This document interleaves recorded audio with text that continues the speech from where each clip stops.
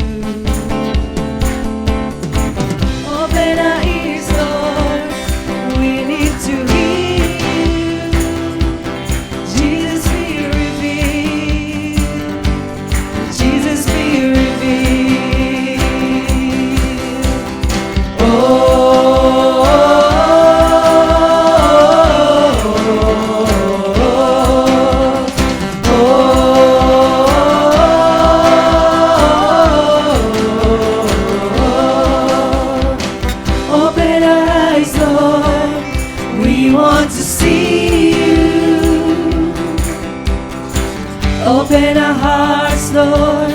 We want to know you. Open our ears, Lord. We need to hear you. Jesus, be revealed. Jesus, be revealed. Come on. God is here. God is here. God is here. He is able. We draw near to see Jesus face to face. God is here. God is here. God is here. He is faithful. We draw near to see Jesus. Oh, Jesus, be revealed. Oh.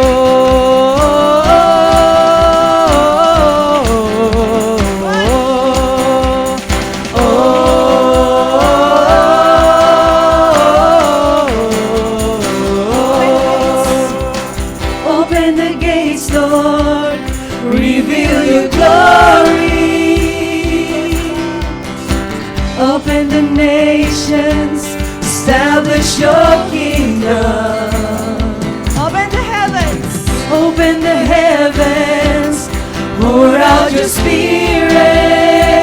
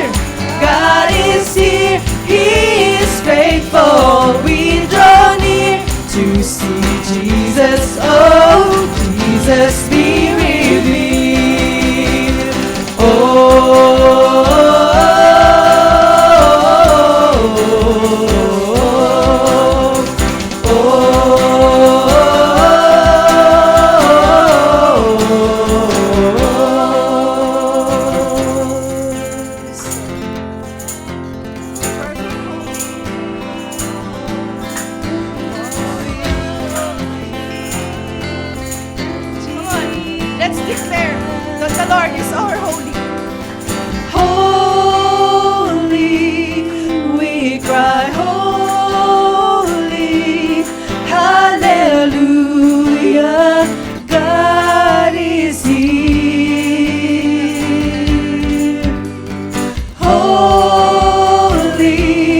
we cry, holy, hallelujah, God is here. Holy, we cry, holy,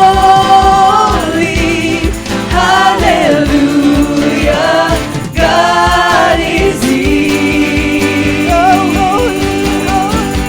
Holy, we cry, holy, hallelujah, God is here.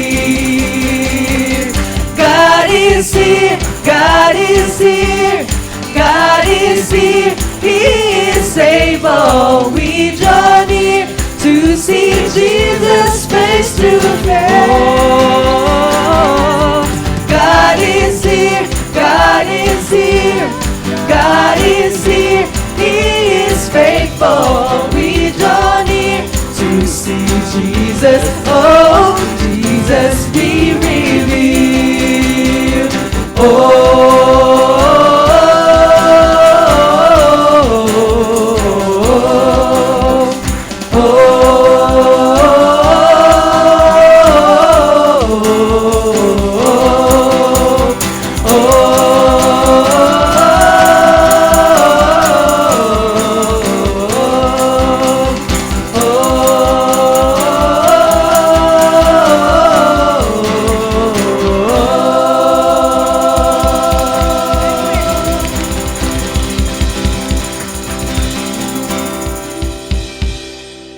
In Romans 8:31 says, "What then shall we say in response to these things?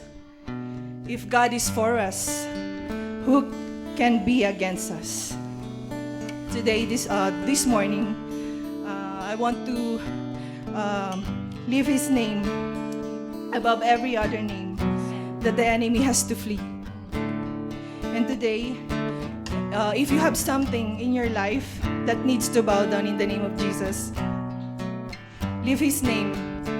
Believe it. That things gonna shift in your heart and you will overcome. Amen.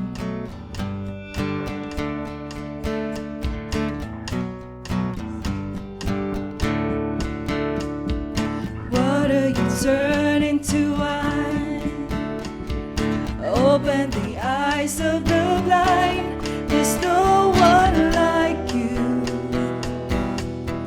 none like you. Come on, church.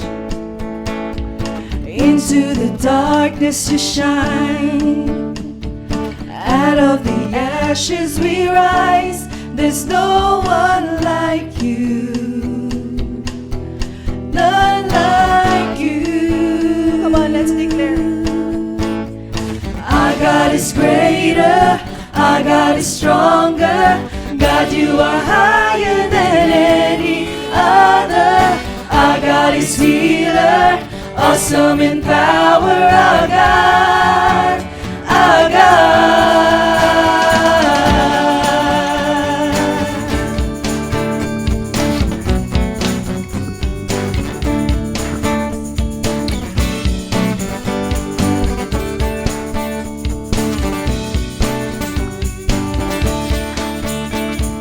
Into the darkness you shine, out of the ashes we rise. There's no one like you, none like you. Our God is greater, our God is stronger. God, you are higher than any other. Our God is healer, awesome in power. Our God, our God. Our God is greater, our God is stronger. God, you are higher than any other. Our God is healer, awesome in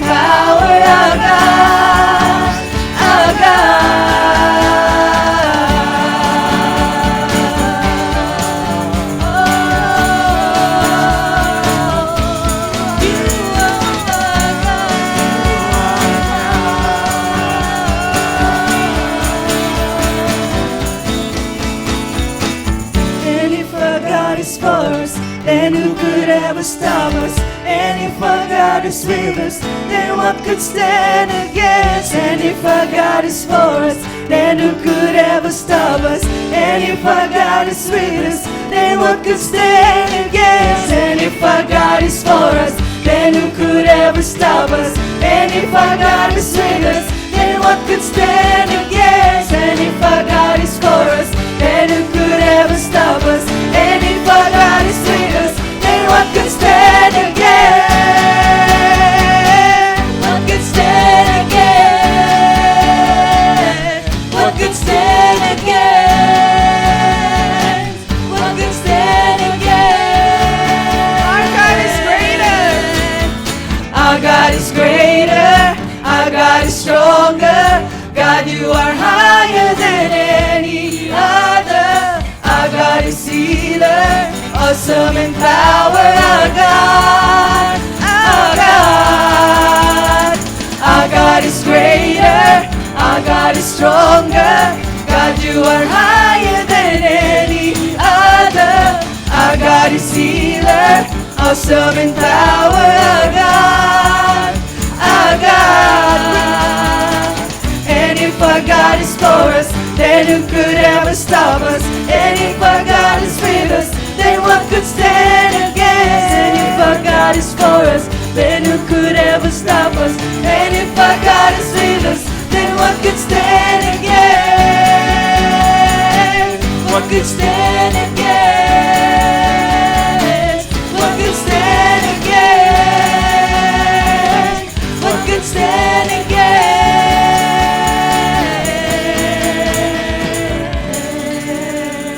Yes, Lord. Hallelujah.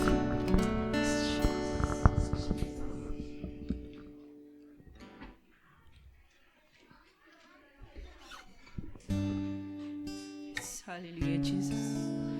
We praise your name. We worship you, yes. This song reminds us the greatest, deepest love of God for us people. He really loves us so much that He died for our sins. Thank you, Jesus. Sabi dun sa kanta, for how many times we have broken your heart, but still He forgives. That's how His love is unmeasurable. And know that He is always forgives and here for us.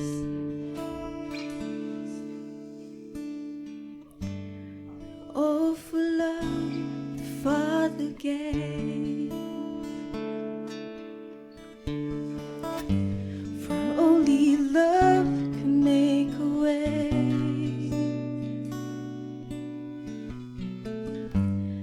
Oh, for love the heavens cry,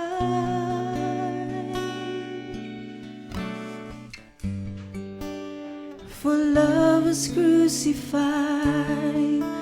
Oh, how many times have I broken your heart, but still you forgive. If only I asked. Oh, how many times have you heard me pray? Draw near to me.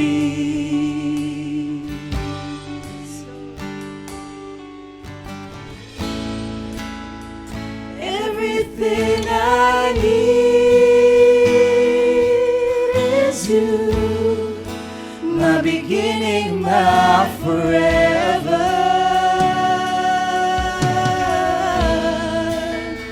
Everything I need is you.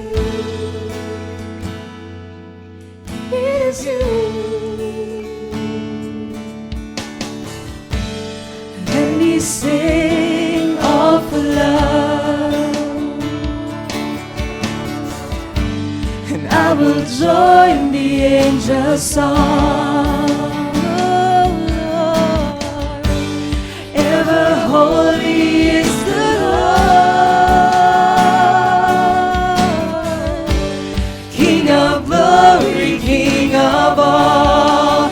Oh, how many times have I broken your heart, but still you forgive.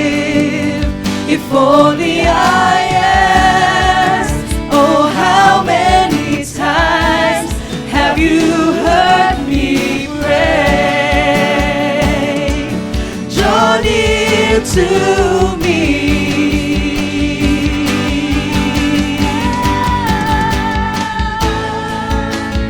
Everything I need is you, my beginning, my forever. Everything I need is you, Lord, is you, Lord. Everything I need is you, my beginning, my forever. Everything I need is you, is you.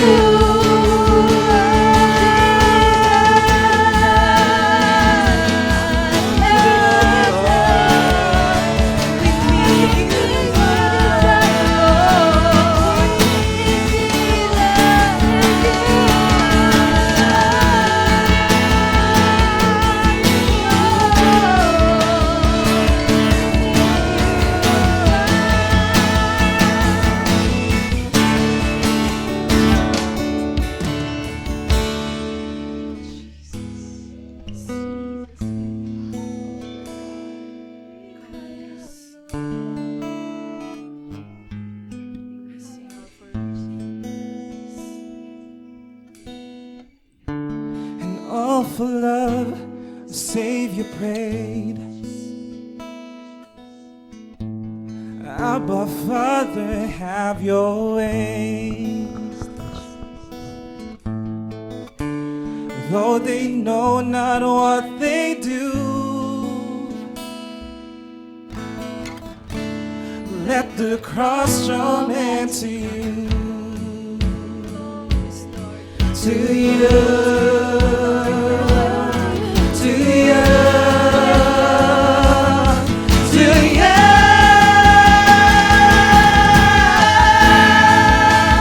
Everything I need is you, my beginning, my forever. Everything I need is you, is you. Oh, everything, everything I need is you, my beginning, my forever. Everything I need is you, is you.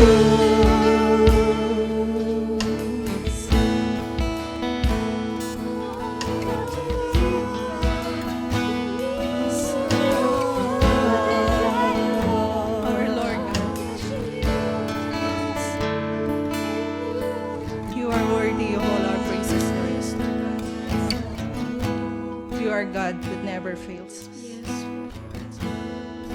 You always keep your promises, Father God.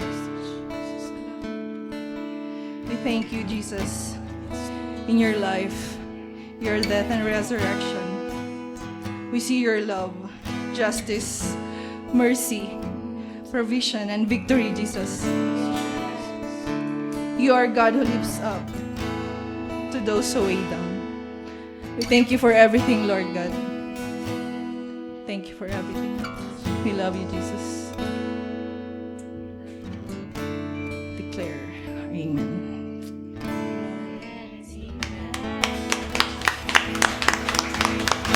Ngayon, welcome po ulit Sa mga bagong dating,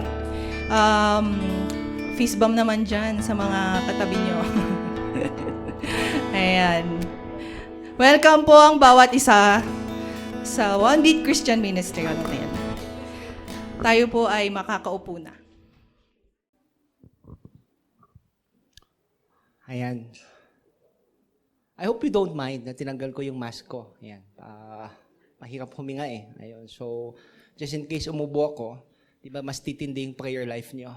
So, okay lang yun, di ba? So, a couple of days ago, I was thinking, di ba, what if nanalo kayo ng loto? Di ba? Pag inisip mo, not that tumataya naman ako, di ba? Sabi ko, what if, di ba? What if mayroon isa sa 1 bit nanalo ng loto? Di ba? Kumbaga, would it be life-changing? Siyempre ako hindi ako mananalo kasi hindi ako tumataya, di ba? Malay mo, isa dito tumataya. Di ba? What if? Inisip ko lang eh, di ba? Tas just a couple of hours ago, bago matulog, nabasa ko, di ba? May tumama daw, 655, tama ba? Hindi ko alam kung tama, 655. 236 million. Life-changing? Di ba? Imagine mo, 236 million, di ba? Tapos barya lahat. Grabe, siguro, punong-puno pa to, di ba? 236 million. Is it life-changing? Sa tingin nyo, life-changing, yung makatanggap kayo, manalo kayo ng 236 million. Di ba? Yes. Di ba, life-changing yun. Alam mo yung mahirap nun? 433 daw silang nanalo. 433 winners. Yung sa 236 million na jackpot. Ibig sabihin na each would approximately receive more than 500,000, mga 545,000. Yun natanggap ng bawat isa. Di ba? Pag inisip mo panalo ka na nga parang feeling mo natalo ka pa. Di ba? Dahil biglang 236 million, naging 500,000 lang. Di ba? Pero if you think about it, di ba? Yung ganung mga premyo, it's life-changing. But the Bible clearly states, di ba? That the kingdom of heaven is like finding a treasure. In the book of Matthew, it says that when a person finds that treasure, he sells everything he has in order to buy that treasure. Ngayong umaga, we can experience that same treasure. The treasure of having that relationship with God. Amen? Parang nalungkot na kayo. Sige, good morning, church. Di ba? Ayan, good morning sa bawat isa nandito ngayon. Di ba? Alam ko kahit malungkot kayo, di ba? Malungkot kayo kasi hindi ko alam kung anong rason, pero I'd like to greet everybody today a good morning. And to people who are watching at their homes today, good morning. Ayan. Today we start a new series, di ba? Today is October 2, di ba? Bilis ng araw. Di ba? Parang nung pagpikit mo, January, pag next na pikit na pagmulat mo, October na, di ba? Next na pikit mo, Christmas na, di ba? Sooner or later, another year has gone again. Di ba? Yung tanong dun, di ba? Habang lumilipas yung panahon, di ba? Meron ba tayong ginagawa? Meron ba tayong ginagawa upang uyabante yung gawain ng Panginoon? So today we start a new series. Our new series entitled Beloved. Di ba? Parang kakaiba. Beloved. Pwedeng be loved, pwedeng be, tapos tignan mo na yung love, tapos may D. But I'd like to pronounce it beloved. Diba? Beloved yung ating series for the whole month of October. Diba? Beloved. I like what Rick Warren said. Rick Warren once said, God is love. He didn't need us, but He wanted us. Ganda no pag inisip mo? God is love. He didn't need Ate Marife. He didn't need Doc. He didn't need Carissa. He didn't need Jasper. But He wanted us. And that's something special. That's what it means to be beloved. Ibig sabihin ni God is so fond of you. God loves you so much. He's your favorite. You have something special. Yun ibig sabihin ng beloved. And for the whole month of October, we'll be talking about this passage of Scripture while rotating around the book of 1 John. So ito, isang buong book for the whole month of October, we'll just be talking about his book, the book 1 John. Para mas maintindihan nyo, di ba? Actually, ito yung sequel. Ito yung katuloy nung last month series entitled Rated R, or we get to talk about relationships. Because when you look upon the book of the book of 1 John, this letter, yung primary purpose of this letter is to bring us into a relationship with God. Ayun, salamat, gabi. I'm so encouraged. At least may isa. Di ba? Most people today, understand that the important things in life are not the things at all. The things that you have, a cell phone, a car, a house, those aren't the important things. One of the most important things that we have today are relationships. Relationships not only with one another, but more especially, or more importantly, our relationship with God. And that's where John is picking up here. Ito yung letter ni John dito, yung 1 John. His letter tells us about the truth about relationships. That relationships can be real. That relationships can be felt. That relationships can last for eternity. So yung pagdating sa relationships, merong forever. Pero yung forever na yon, na kay Kristo.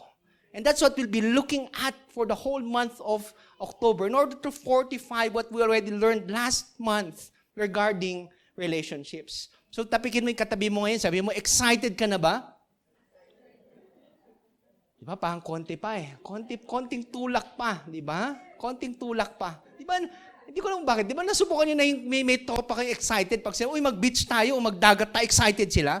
Pero pag tinanong mo, mangulo ka lumangoy, hindi. Yung excited lang sila. I hope you would catch on the same thing today. Hindi man kayo sure kung anong mangyayari in the next days. You just feel so excited because God is readying something for you today. Kasi hindi mo alam eh. Hindi mo alam kung matututo ka bang lumangoy sa encounter sa beach or may makikita ka, magpo-food trip ka, but you know that there's something gonna happen. And today, may that excitement also come in your hearts today. You may not be sure of what things are to come, but you know that God is preparing something for you today. Amen?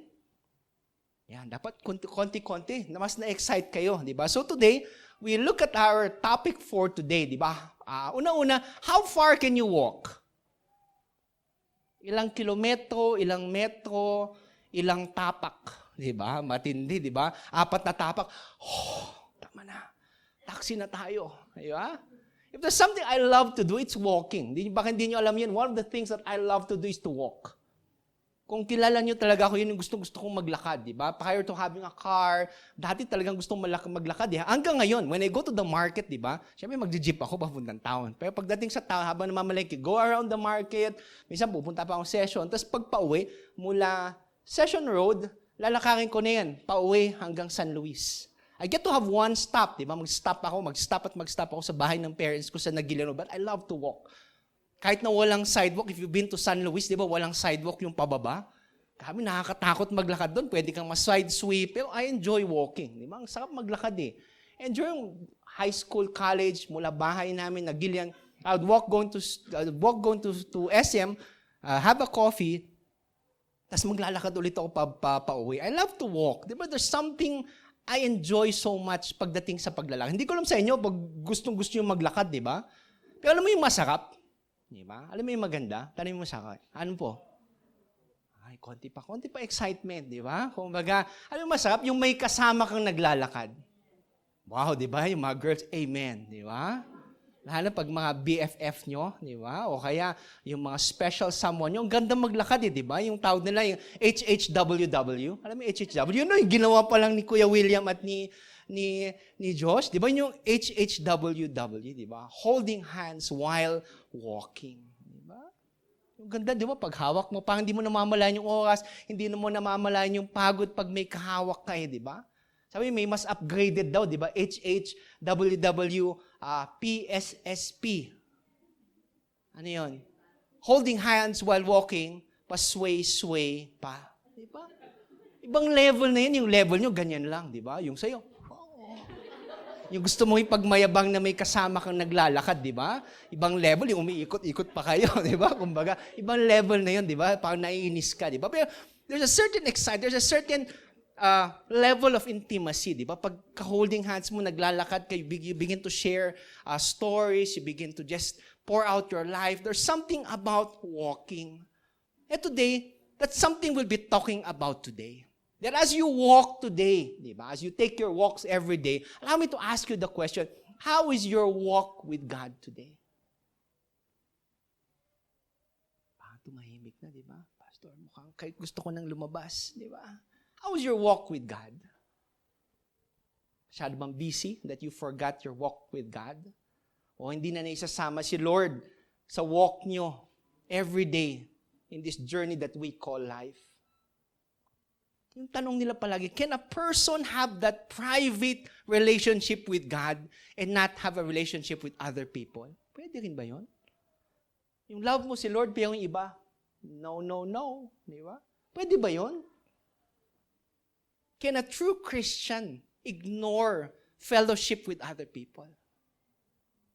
Today, that's what we'll be talking about today. We'll be looking deeper into God's Word by first allowing me to share to you this message entitled, Walking in Fellowship. Walking in Fellowship. Yung walk, madaling maintindihan, di ba? Everybody can walk. I'm sure of that, di ba? Lahat dito nakakalakad. Di ba? Pasensya na po kapag may natamaan ako na hindi naglalakad dito, di ba? But I guess everybody can walk. Pag walk, alam ko yung walking. Pero yung mahirap na intindihan dyan, Pastor, yung salitang fellowship. Di ba? Sino sa inyo alam yung word na fellowship, di ba? It's something new, di ba? Kainan yan, Pastor, alam ko yan, di ba? Basta may fellowship, narinig ko, yung chan ko, kainan yan, di ba? Pwede, di ba? Usually, fellowship includes communion or breaking of bread or fellowship fellowship na may kasamang pagkain. But a deeper sense of the word fellowship comes also from the book of 1 John. Di ba? The word fellowship comes from the Greek word koinonia, which speaks about sharing, which speaks about communion, which speaks about having that common bond with one another. It speaks about life with one another. It speaks about sharing that loving relationship with one another. That's what fellowship is all about today. And today, as we look upon the passage of Scripture today, located in 1 John chapter 1, verses 1 to 10, our prayer for you today is that you may first and foremost have that fellowship with God again. And out of the abundance of your heart, may it flow to other people. So today, can I invite everybody who can stand up and read to please join me as we give honor to the reading of God's Word this lovely morning.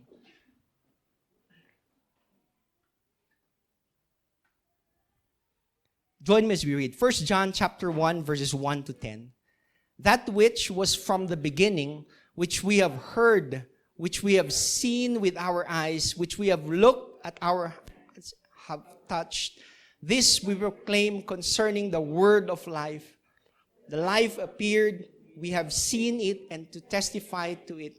And we proclaim to you the eternal life, which was with the Father and has appeared to us. We proclaim to you what we have seen and heard, so that you may have fellowship with us. And our fellowship is with the Father and with His Son, Jesus Christ.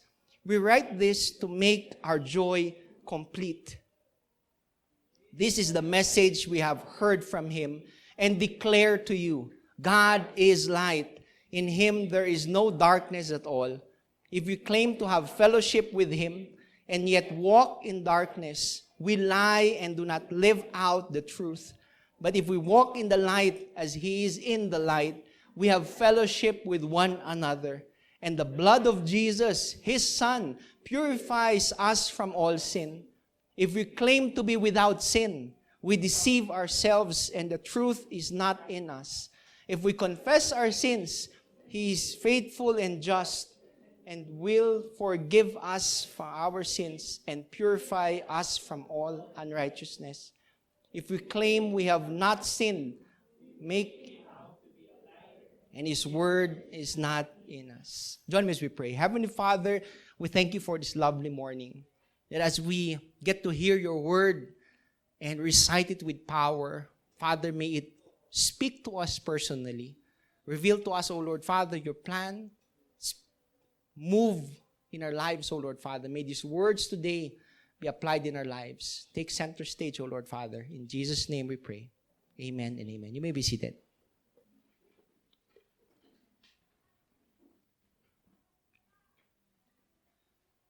So allow me first to give you a brief background. Diba? Pagdating sa background, for us to properly understand the passage of Scripture. The book of 1 John, or 1 John, tapos pag nakita nyo, if you open your Bibles, meron din dun 2 John.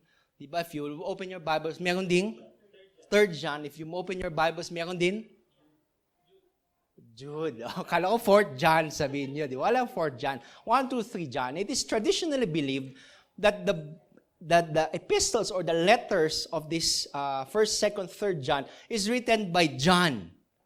John din. Di ba? Yun yung ibig sabihin ng John. And if you look at the Bible, ang daming John eh. John the Evangelist, John the Beloved, John the one whom Jesus loves. Di ba? It is traditionally believed that the writer of these letters is also the same writer of the book of John. Also the writer of the book of Revelations, di ba? Ibig sabihin, siya yung John the Beloved, di ba? Kaya ang ganda, no? Parang tugmang-tugma sa ating series title, Beloved. Para mas maalala nyo, for the whole month, we'll be talking about this thing, Beloved.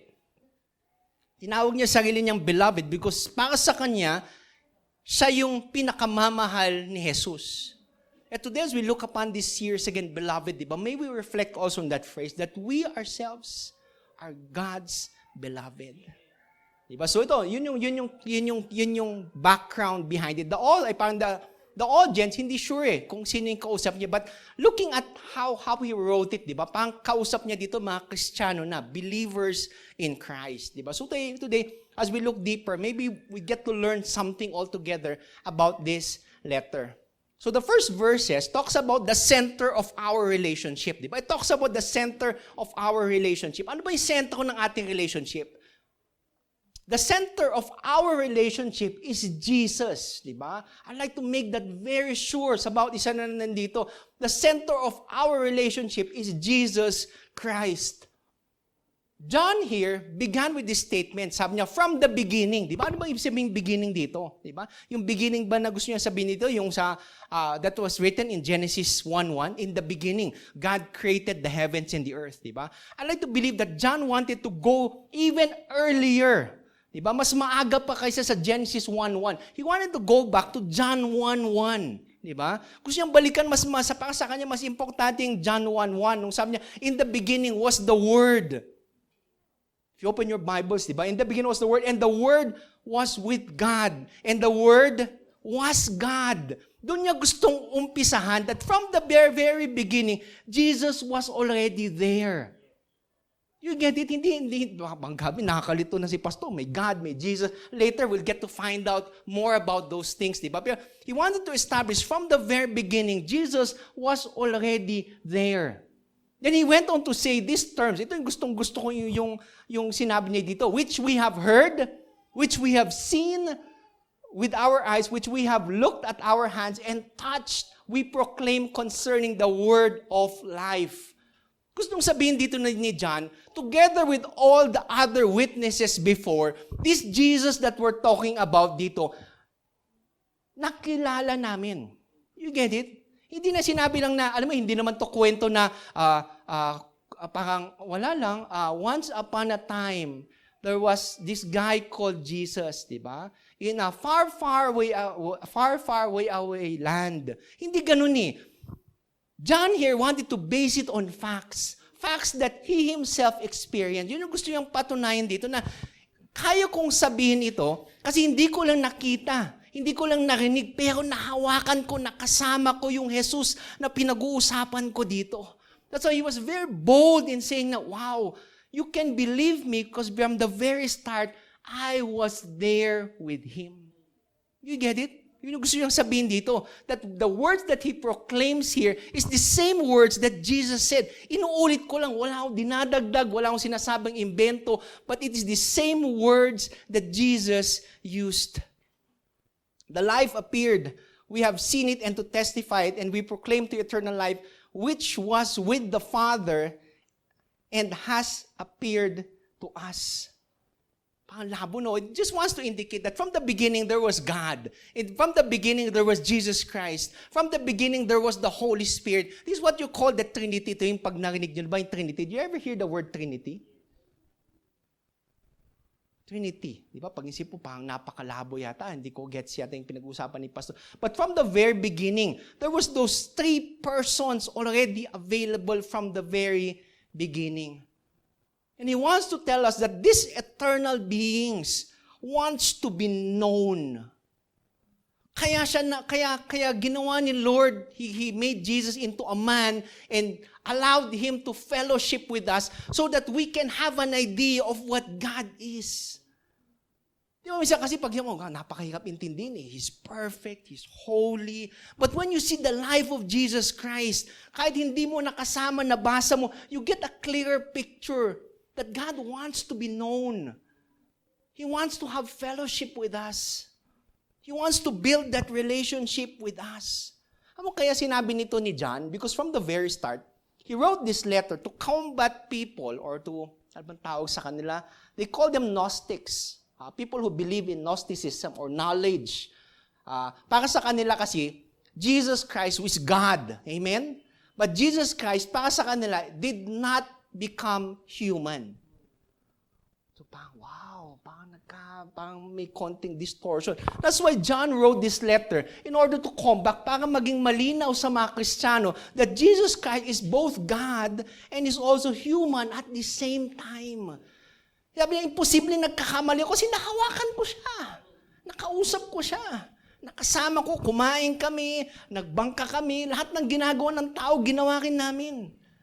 It was something personal to those people. How I wish to love, di ba? Yun yung isang sana maganda, no? Pag si Jesus andito pa rin, nakakasama natin, nakakasama niyong kumain sa Jollibee, di ba? Ano kayong orderin niya sa Jollibee? Di ba? Bucket meal, di ba? Mga ganon. O kaya sabaw, di ba? Punta daw siya ng Jollibee, hingi siya ng sabaw. So that's what John was talking about in the first verses here. He wanted to say that this is not a myth. This is something true. That eternal life can be enjoyed because of the finished work of Jesus Christ on the cross. That from the beginning, diba, that Jesus Christ was present and that God wanted this relationship to be restored between the Father and us. Amen? Parang nalilito na ba kayo? So this was the center of our relationship with God. Followed by the center of the relationship, moving on to the invitation. The invitation that is given not only to me, but is given to each and every one of you today here. It's given to each and every one of you watching this video today. It's given to your family at home. The invitation is given to people who have not yet known Jesus. The invitation is made available to all. The letter of John wants to tell us that fellowship with Jesus, fellowship with God is made available to all. Lahat pwede, walang exemption. Pati ba yung katabi ko, kahit may amoy siya, Pastor? Yes. Pwede rin siya. That you can enjoy this fellowship even if you do not understand the Trinity. Diba pa kanina pag-usapan, Trinity, God the Father, God the Son, God the Holy Spirit. Ano ba yung nauna? Lahat daw sila nauna doon. Pwede mong enjoy yung fellowship na yun kahit hindi mo naintindihan.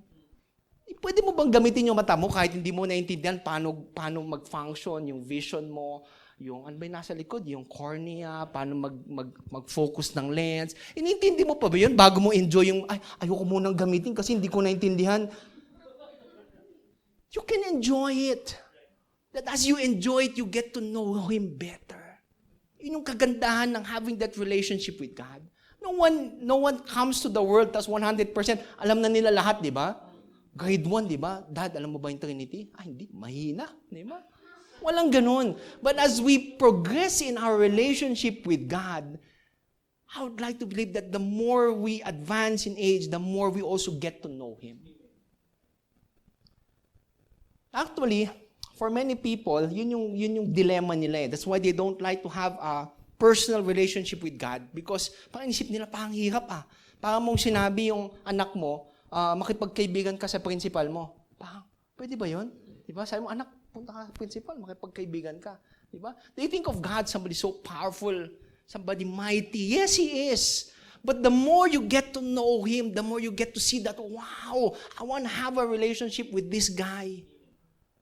And that's what we push in this church. Not for you to look at me, but as you look at me, we point you to Him. Kasi kung ako titignan nyo, ang dami kong pagkakamali, 100%, di ba? Minumonoto, if you belong to this church, if you minister to this church, grabe, baka isipin nyo nga, hindi ako pastor eh, di ba? But as you look at, grabe, tumawa talaga. As you look at me, di ba?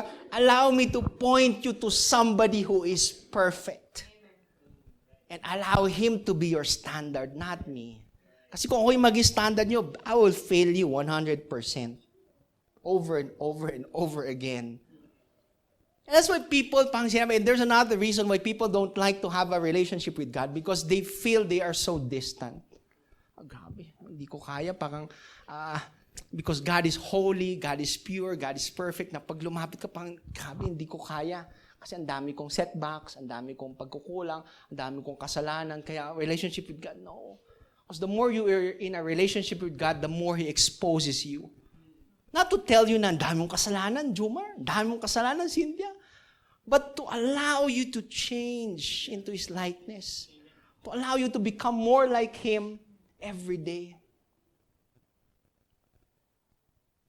And this is the kind of relationship John is talking about here. This is the kind of relationship that he describes in his letter.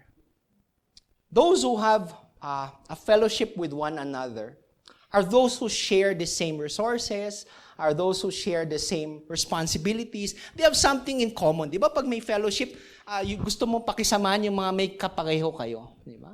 I like this article. I read this article na, alam mo daw, siguro si Ate Marfin, makaka-testify, o kaya people when you've gone abroad, tapos malalaman mo daw Pilipino yung kausap mo, papaano?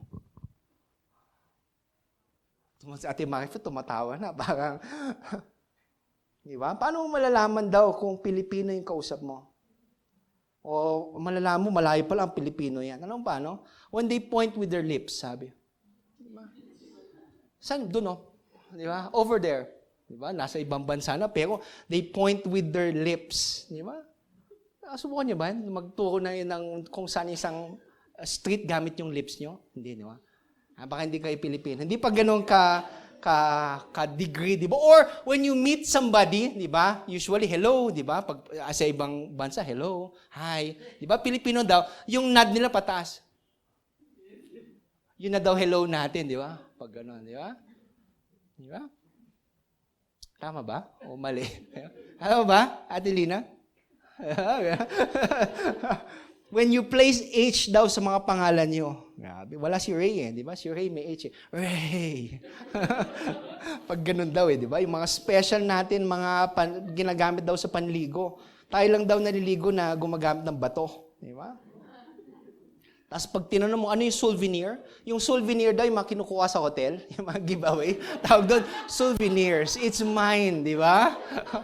Pagkapasok pa lang sa hotel, kinokolekta na lahat Hindi pa sila mag-check out, di ba? Tissue.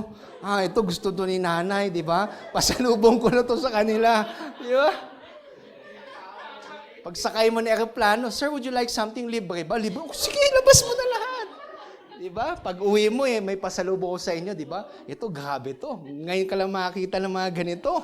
Di ba? Kumbaga, I don't know, di ba? Yun yung maganda po when you get to fellowship with people, pag nalaman mong Pilipino sila, you share a common bond. Di ba? Tayo nga bang lumalaki. Di ba? I grew up in the 80s. Tama ba? Batang 80s. Tama. 1982 yan. I was born 1982 yan. Batang 80s. Kami noon kasi, unlike kids today, we did a lot of things. Wala pa kaming iPads, wala pa kaming cellphones. We played in the streets, habang umuulan, dyaryo, tsinelas, tinitignan namin hanggang may anod, di ba? Sinusundan namin. Pag uwi, wala na kami tsinelas, palo. Papaluin kami, kaso wala kami tsinelas di ba? Pero bad mistake, kasi may sinturon, sasabihin nila, di ba? Yun, hindi ko alam kung sinubukan nyo rin nakausapin yung electric fan, di ba? Di ba? Tignan nyo kung talagang mapuputol yung daliri nyo, di ba? Yung kinakabahan pa kayo, oh my God, mapuputol pa, huminto, oh wow, bionic arms. Di ba? Pinakamaganda daw doon, yung titignan mo kung talagang mamamatay yung ilaw sa ref. Di ba? Grabe, talagang titignan mo Uunahan mo pa kung bubuksan mo, whoops. Wala Hindi yata pwedeng ganun di ba? But those are the things, di ba? Habang bata ka, alam mo paano malaman pag social daw yung Pilipino? Di ba sa States, when they sneeze, paano siya? Achoo. Di ba? Pag Pilipino daw, paano? Aching. Joke lang yun, gabi naman. Tawa naman kayo, di ba? And it is only in the Philippines that when you get to open gifts, dahan-dahan. Diba? Sasabihin ng mama mo, dahan-dahan mo buksan. Gagamitin ko pa yan next year.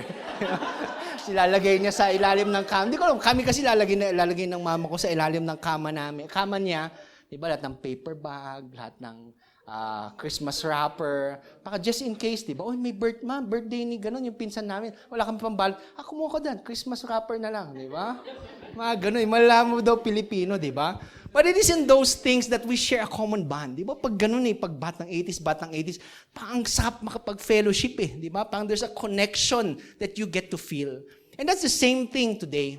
Looking at the passage of Scripture a while ago, fellowship with each other is made possible only if we have first and foremost a fellowship with the Father and the Son. It's a fellowship that connects. You get it? Na habang palapit ng palapit ka kay Lord, your relationship with other people also improves. You don't need to find a common ground. Usually, Pilipino, siya lang kakausapin ko. Ito, taga Cebu, o Cordilleran. Yun yung kakausapin natin, yun yung mga ka-fellowship natin. But because of this relationship with Jesus Christ, it becomes our common bond, allowing us to connect with different people, regardless of race, regardless of habits they enjoy, regardless of the things, height, weight, kahit ano. Basta, Kristiyano ka, you believe in Jesus? You're also a Christian, we share something in common. We can talk about something in common. And that's what John wants to talk about here. That the fellowship with the Lord connects us with other believers.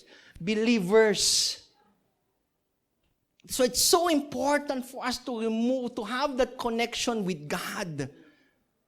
Because it becomes our standard in life.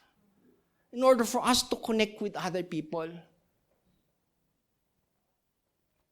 Your love for God and love for other people is enough for me to connect with you. You know in Jesus Christ is enough for me to connect with you. Kaya nga, we as much as possible would like also for other people to connect with us. And most people won't get the opportunity first and foremost to connect with God without first connecting with us. That's why it's so important for us to take care of our testimony. Because the more they connect with us, the more we can point them to Jesus.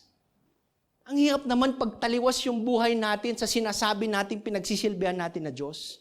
You say, God is pure, God is holy. So they look at your life, parang exemption ka. Di ba? Parang hindi ikaw yan, di ba? Yun ang mahirap. So every day, we have to live a life that's holy. Try our best to do the best that we can to become more and more like Christ. Christian fellowship is a spiritual partnership grounded in a common experience of the person and work of Jesus Christ.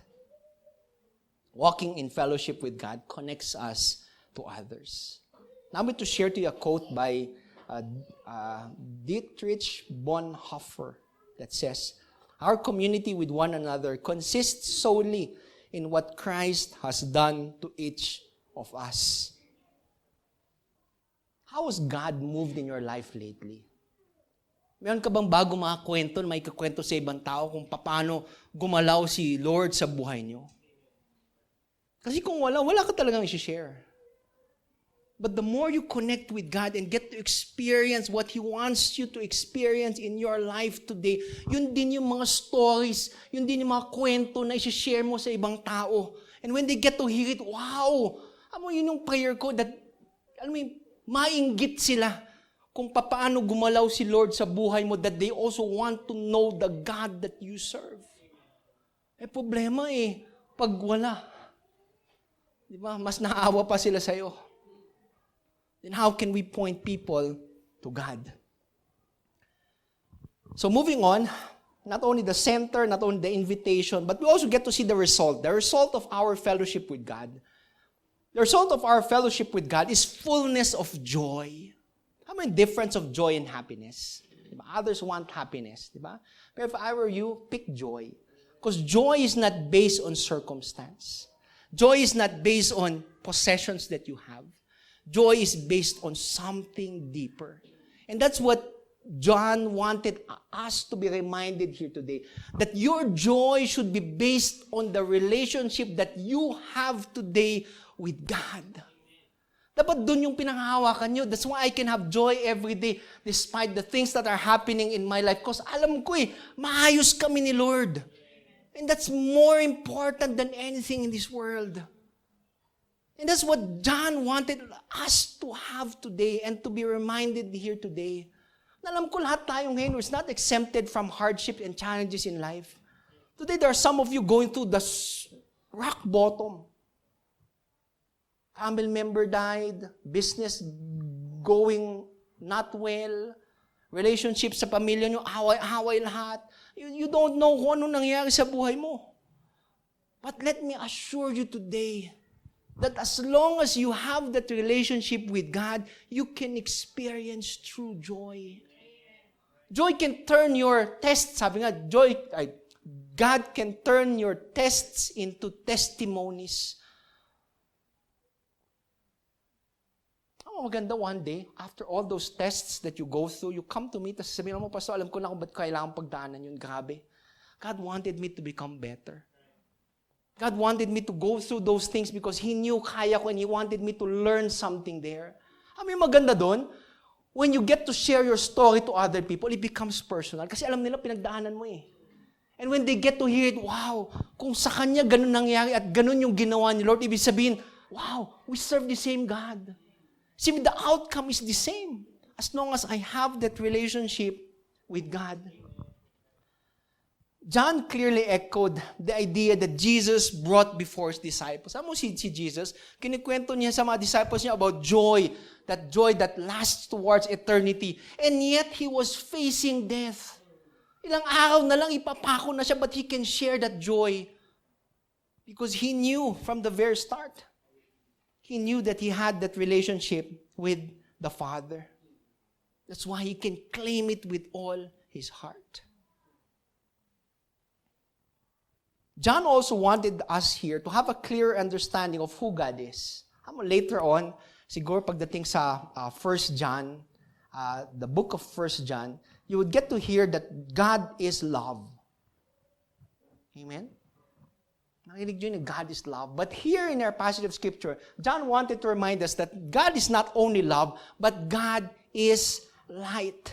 Sabi sa katabi mo, light.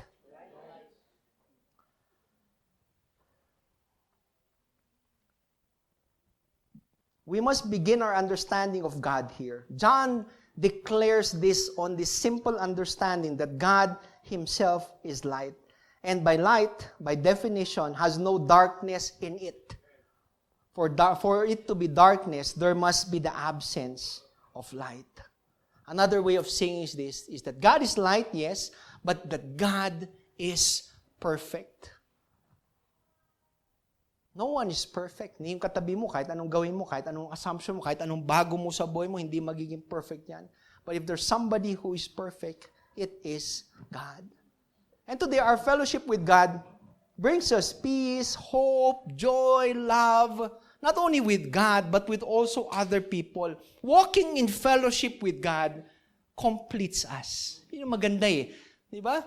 It completes our being. Ibig sabihin, wala ka nang hihingin eh. There's hope, there's love, there's joy, there's peace. Lahat andun na eh.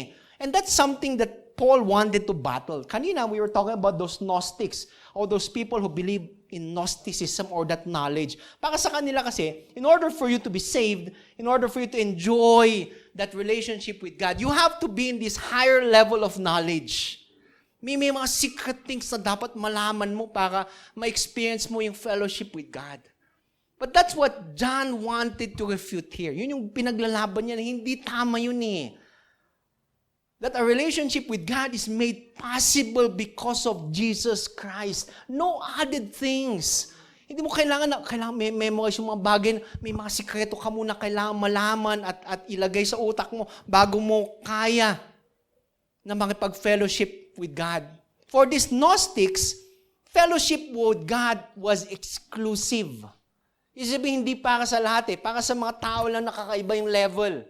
Diba? Tingnan mo yung katabi mo. Kasama ba siya sa ibang level? It was dependent on all these things. Sometimes we place the same things today. That in order to have fellowship with God, we have to memorize a lot of things. We place a lot of things. We place a lot of effort in order for us to enjoy fellowship with God. But it should only come not as a requirement, but as a result of our relationship with Him. But as a relationship with Him, the more we want to get to know Him. The more we get to read His Word. But not the other way around. Instead of exclusivity, it should bring communion. Instead of panic, it should bring peace. Fellowship with God brings completeness. Nat Hampson said, love was God's first word, the first thought that sailed across his mind. He said, let there be light, and there was love. Di ba ang ganda? The first thing that God created, the first thing that happened, di ba? Was light. And that light was only made possible because of love. You know, from the very start, everything happened because of His love. Something to reflect upon. And listen to Paul's prayer in Ephesians chapter 3, verse 17 to 19 when he said, and I pray to you, being rooted and established in love, may the power together with all the Lord's holy people to grasp how wide and how long and how high, how deep is the love of Christ, and to know this love that surpasses knowledge, that you may be filled to the measure of the fullness of God. Kay Lord, walang add-on di ba? Never buy something na pa ang ganda ng deal. Subukan niyong bumili ng bagay na pa ang ganda ng deal na to, bilhin natin, di ba? Lalo pag sa Shopee, ang ganda nito. Tapos pagdating dito, kulang pala. Di ba? Bumili ka ng cellphone, dumating mura, pero wala palang charger. Di ba? Ganun kulang-kulang. Parang nakakainis, tuwang-tuwa ka na cellphone worth 2,000. Parang mura na to. Pinakita mo pa sa asawa mo, sa boyfriend. Bilhin mo na. Pagdating, wala palang charger. Di ba? Wala kang headset. Di ba? Wala kang keypad. Siyempre, di ba? Digital na, di ba? So, maraming kulang. Pero pagdating sa fellowship kay Lord, it's always complete. That when you get to experience it, it's something na wala ka nang hihinging iba. Kumbaga kay Lord pa lang, sapat ka na. So moving on towards the end, yan, mga 3 na yung nag-amen Siguro mamaya 4. Ayan. Diba, ang ganda sa church na to, di ba? Mas maraming tawa kaysa amen. Di ba? Amen? Ayun. Tawa? So moving on, John first deals with the false claim to fellowship, di ba? Yun yung una niyang sinabi na everybody can be made available to this fellowship. But towards the end, sabi niya, be careful because everybody can have this access to this fellowship. Some people think that they have fellowship with God and yet they do not have fellowship. Pang labo nun Pang sabi mo kanina, Pastor, pang lumalabo ng lumalabo. Amen? Tawa? Okay, mas maraming tao kaysa amen, di ba? Pero yung gustong sabihin dito ni John is, because there are people who claim to have a relationship with God, pero the life that they live is different from the claim. Sinasabi ni John dito that you cannot walk with the light. Ibig sabihin, pagkasama mo si Lord, which is the light, ibig sabihin, dapat ikaw din nagliliwanag. You cannot be in darkness. Yun yung claim ni John dito. And the darkness that he's talking about here is not yung, minsan kasi nagkakasala ako. That's normal. We are human. But what he's talking about here is darkness or wrong deeds or wrong acts becoming a lifestyle to us. Ibig sabihin talaga nasa buhay mo na Hindi ang hirap ng baguhin kasi ganyan na siya Ibig sabihin, that's what John was talking about here. You cannot have those two. If you walk with God, if you have fellowship with God, and you will claim that God is light, hindi pa pwedeng ikaw, anak ka ng kadiliman, tapos siya, anak ng liwanag, ay Diyos ng liwanag. Hindi pa pwede yun. Because as you walk with God, as He lights your path, dapat walang available darkness doon. You get it? That's what John wanted to teach us towards the end. Kaya nga sabi niya sa last and just in case we sin, don't worry. Because of the finished work of Jesus Christ, He can restore you. He forgives. But the requirement there is that relationship with God. You see why this all these things fits so decently in this letter? Na minsan, because of we have a relationship with God, it gives us access. Ano yun? Okay lang, papatawarin naman ako ni Lord kaya okay lang magkasala ako. But it should work the other way around. Because of the light that's shining on us, it moves us to become better every day. Maganda ba? Mahirap din pag nagkakasala kayo, wala ng konsensya. Yung wala lang, okay lang. Minsan, did you ever do something na parang may konti kang guilt na parang, oh, shucks, ano itong ginagawa ko, tapos mag-church ako mamaya. Ang gano'n itong ginawa ko, tapos biglang magbabasa ako mamaya. Mag-attend ako ng Bible study, pakanta-kanta pa ako ng mga Hillsong. You know, that certain guilt in your heart, that's conviction. It's God, it's the Holy Spirit working in your life, constantly transforming you every day. Diba dapat, some of us, when you accept Jesus Christ as your Lord and personal Savior, you'll say, oh, I'm saved. And it stops there. Okay lang, pag namatay ako pupuntang heaven, it stops there. But salvation is a continuous thing that it is something that is ongoing in your life until Jesus Christ comes back for you. He does not only justify, but He also sanctifies you. Is when yung kagandahan na araw-araw binabago kayo ni Lord upang maging mas lalong kamukha niya o kawangis niya. Now look at your neighbor today, di ba? Can you see God? Can you see Christ in his life? Parang di nyo nga matignan, di ba? Grabe, parang matutokso ko. Pastor, pag tinignan niyo siya. You see, walking indicates a continuous process, just like our salvation. As we walk with God, we continuously become better and better every day. That's what it means to walk in the light. Amen? Tawa? Ayun, grabe, gumaganda na. 2 amen, walang tawa. Hindi, dumadami pala.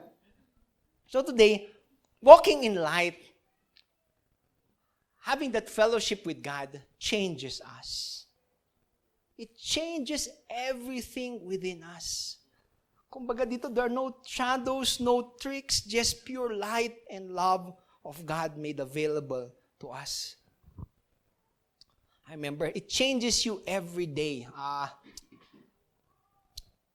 read something that said, you get a piece of paper, siguro yung papel na yun worth 20 pesos, bigay mo sa isang artist, di ba? Bigay mo yung cherry, di ba? Gagawin niya worth 20,000. Di ba? Wow, that's called art, di ba? That's called talent, di ba? Yung tawag daw sa mga ganung bagay, di ba? When a mechanic gets a piece of metal or a part of a car, tapos nilagay niya sa sasakyan, yung piece of part niya yun worth 200 lang. Pero pag siningil ka niya, 2,000. Di ba? Parang yun yung skill. Yun yung binabayaran nyo daw, yung skill na ganung bagay. An ordinary jersey or an ordinary shoe, you give it to an NBA player, he signs it. Di ba? Yung jersey niya worth 1,000, pero pag pinirmahan niya, it's worth 100,000 siguro. Di ba? That's the influence. Di ba? Yung mga bagay na yan. But God can take a sinful person. He can take the life of you and me and put the blood of Jesus on it. Put His Spirit on it and make it to something better. Make it into a blessing to humanity. Alam mo ang tawag doon? That's called salvation. Because of our fellowship with God, we get to experience the change every day in our life.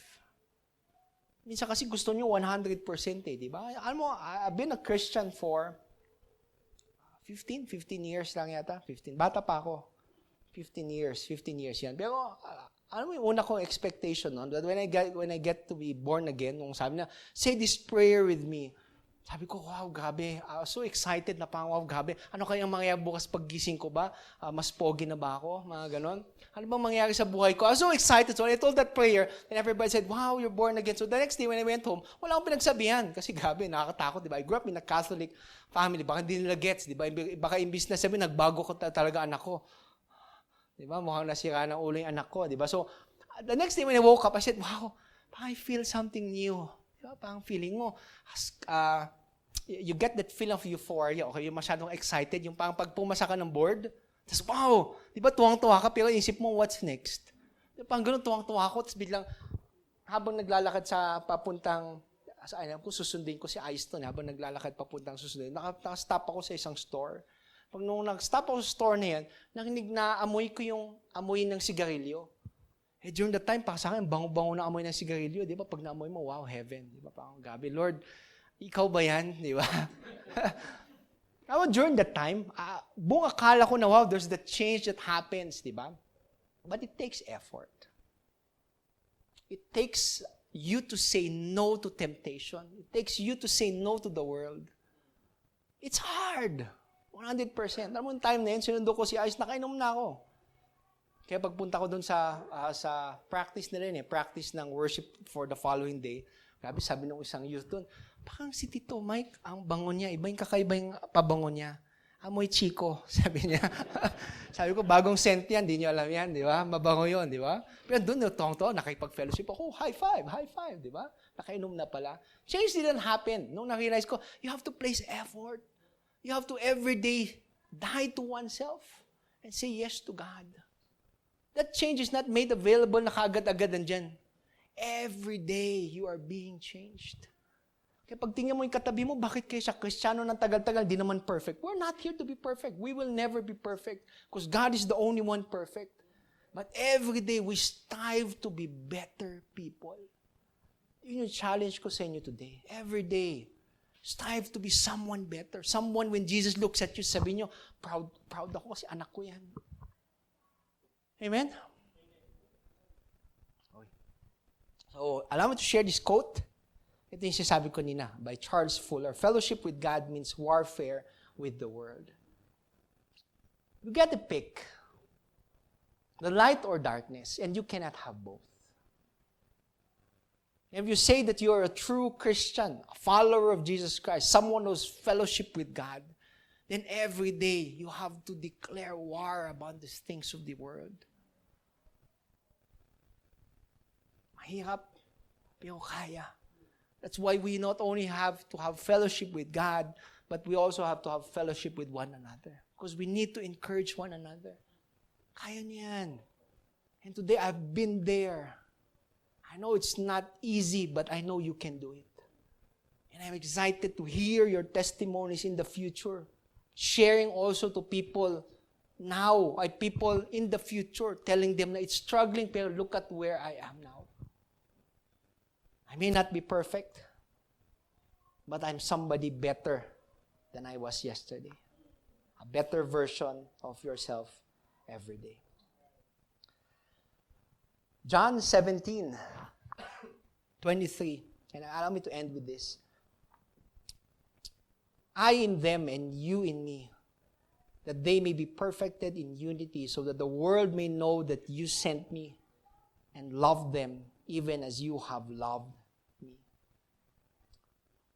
Those that are to become His own children, are to be equally one with Him.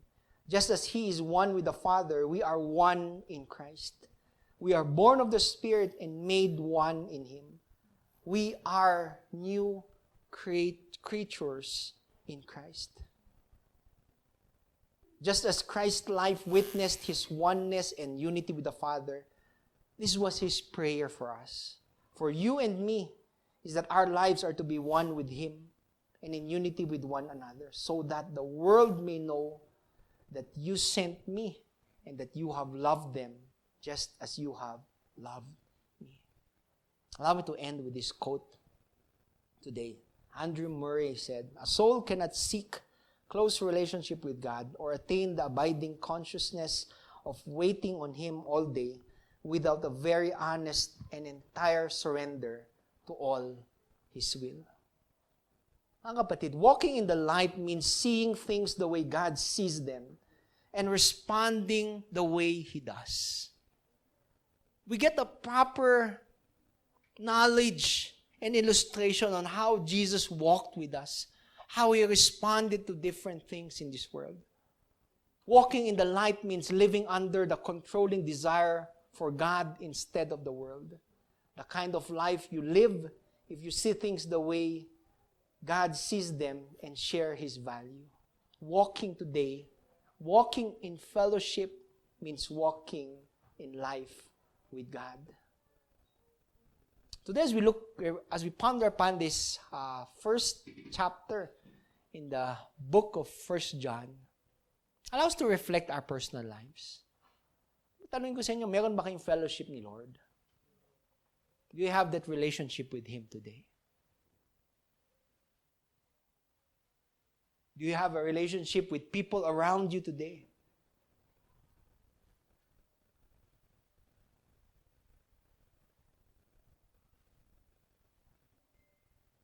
Are you walking in the light? Or is darkness calling you ever so loudly every day?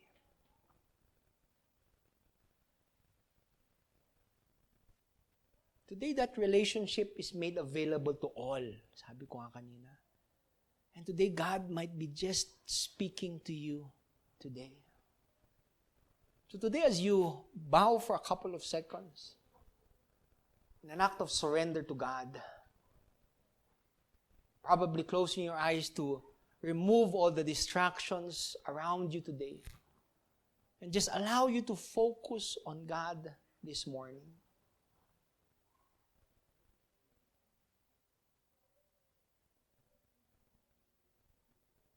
Today, have you ever taken a walk with God lately? Have you ever stopped to think what it takes to walk with God?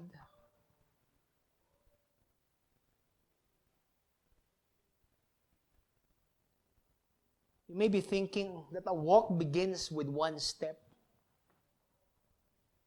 But today, I actually believe that it takes two to begin to walk. It begins and continues with two steps, putting one foot in front of another to begin this journey with Jesus. It takes two steps. It takes repentance and it takes faith. We receive salvation, God's free gift of eternal life, but we also have the daily choice to remain in Christ, to walk with God each day and every day the same way, repentance and faith. And today, as you close your eyes, I want you to think about things today that prohibits you from seeing God. From seeing God and walking with Him daily. Enjoying that fellowship with Him. Habang iniisip niyo yung mga sagabal na yon, I want you to pray to God. Say that personal prayer and ask Him for forgiveness. As you reflect upon those things, those dark things, oh Lord, and just pray to allow His light to shine on you. That as you confess your sins, truly, He's faithful and just to forgive it.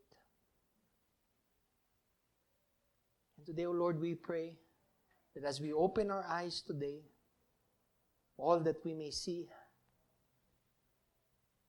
is You and You alone. Truly, Father, the best is yet to come, especially as we walk with You. And today, O Lord, we thank You for today's message. Help us to become better Christians every day. Allow us to walk in fellowship with You, O Lord Father. A fellowship, O Lord Father, with You and Your Son, Jesus Christ. Father, I pray for each one that is here today. May their relationship with You be ever increasing.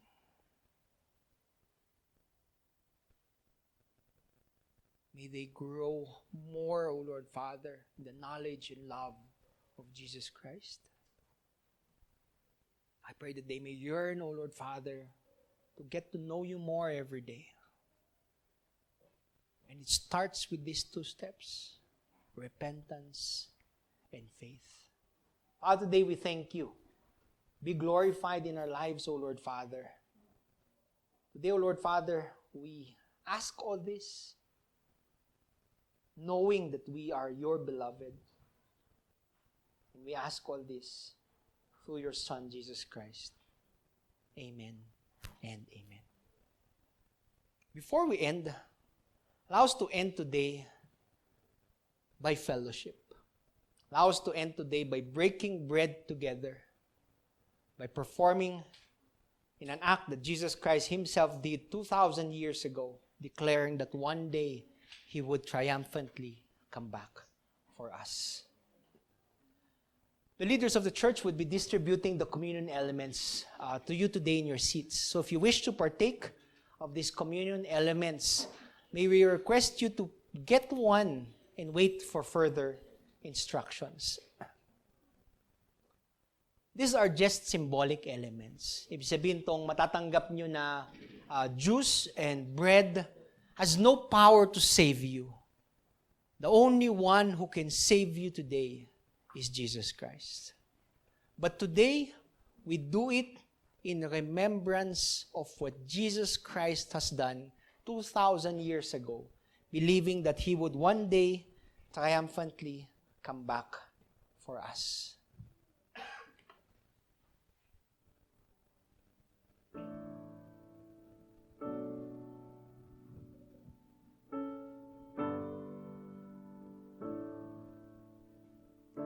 So as you hold those communion elements today, let's pause for a moment and just remember on what the Apostle Paul exhorted to us when he said, So then, whoever eats the bread or drinks the cup of the Lord in an unworthy manner will be guilty of sinning against the body and blood of the Lord. Everyone ought to examine themselves before they eat of the bread and drink from the cup. For those who eat and drink without discerning the body of Christ, eat and drink judgment on themselves. Father, today forgive us. Forgive us for our shortcomings. Forgive us for our sins. Make us more like you every day. Take away all those things that are not worthy in your sight and replace them with your unending and overflowing love. The Apostle Paul exhorted even more. For I received from the Lord what I also pass unto you. The Lord Jesus, on the night he was betrayed, took bread, and when he had given thanks, he broke it and said, This is my body, which is for you. Do this in remembrance of me. You may partake of the bread. In the same way, after supper, he took the cup, saying, This cup is the new covenant in my blood. Do this whenever you drink it in remembrance of me. You may partake of the juice. For whenever you eat this bread and drink this cup, you proclaim the Lord's death until He comes. Father, today, we thank you for what you have done 2,000 years ago. A statement of love for us, O Lord. And today, O Lord, as we celebrate, O Lord Father, your goodness and your faithfulness, truly, O Lord, we are excited, O Lord Father, for your return. Maranatha, O Lord Father. And today, with all the angels in heaven, we praise you, we adore you, we worship you. In Jesus' name we pray. Amen and amen. Let's give the Lord the loudest clap offering that we can give him today.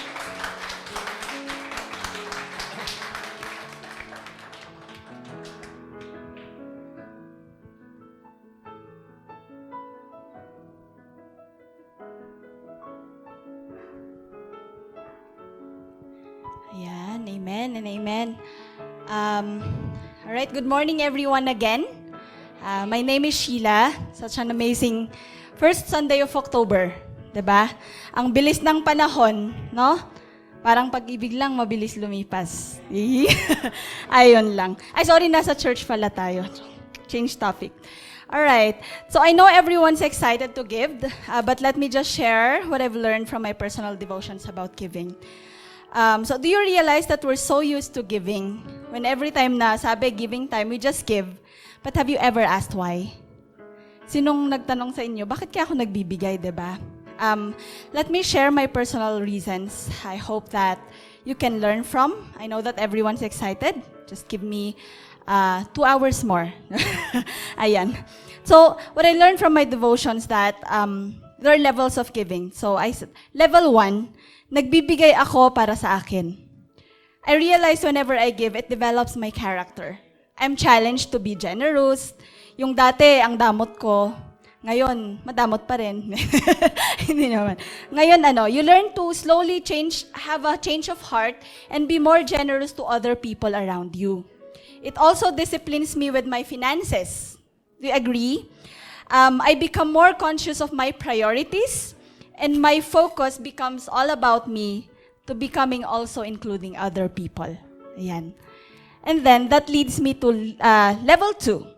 Nagbibigay ako para sa kapwa ko. Pakisabi sa katabi mo, parang ang sweet nito Nagbibigay ako para sa'yo. Ayan, pakisabi, ayan. As I give, I learn to be a little bit more selfless every single time. As I shift from myself to others, I begin caring for others. I begin to become a blessing to others in various little ways. So whenever I give, I know that I'm helping the ministry, the needy, and also the lost. That leads me to the third, which is the level 3, the highest level for me, why I'm giving, and my ultimate reason for giving, which is I give to glorify God. So giving is another way for me to worship God. I give because of His love and forgiveness and favor for me. Whenever I think of His love, I couldn't help but to give. And that applies to my time, not just to money, right? To my time, to my resources, and to my priorities. So before we give, hands to your chest. I give for me, and then for others, sa katabi mo, ultimately, for the glory of God. Amen? Let's pray before we give. Lord God, we thank you, God, for all the love and forgiveness that you've given us. As we give today, Lord, we remember your goodness in our lives, oh God, for always being there at all times, Panginoon. We give, Lord God, I know that this is not enough, Lord, but what makes this giving, this amount great, is the motive of our hearts as we give to you, Lord God, because we want to glorify your name. Thank you for your love. We give you all the praises, the glory, and honor. In Jesus' name we pray. Amen. Let's give!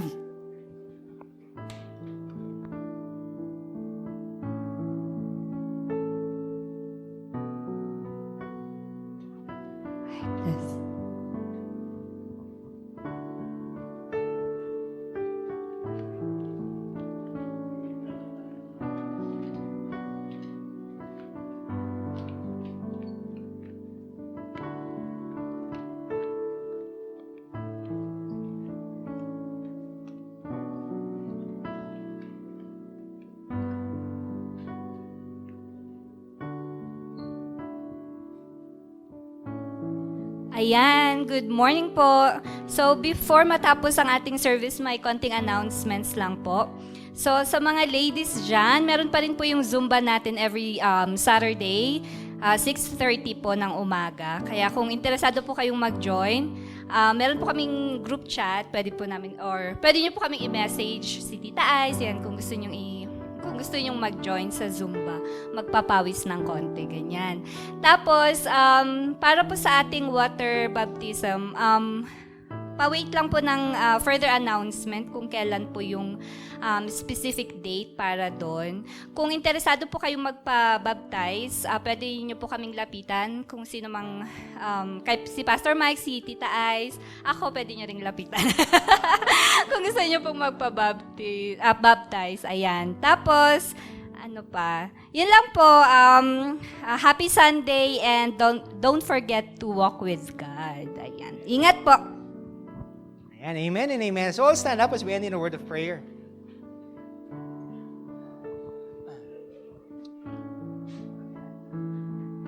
And are you blessed today? Amen. Yun, mas marami ng amen kaysa tawa. Yun. So kanang kamay sa ating mga puso today. And let's all together declare that I am blessed, I am favored, I am loved. I am a child of God. Let's raise our hands to the heavens and just end in a word of prayer. Father in heaven, Abba, we thank you for your unending, your overflowing, your unconditional love for us. We thank you that we can be in fellowship with God and with you, O Lord Father. And today, O Lord, truly may we walk every day in light, in fellowship with you, in becoming more like you, O Lord Father. I pray that the love of God, the abounding grace of His Son Jesus, and the constant fellowship of the Holy Spirit be with you all. Go in peace to love and serve the Lord, and all of God's children would say, Amen, amen. God bless. Keep safe. See you next Sunday.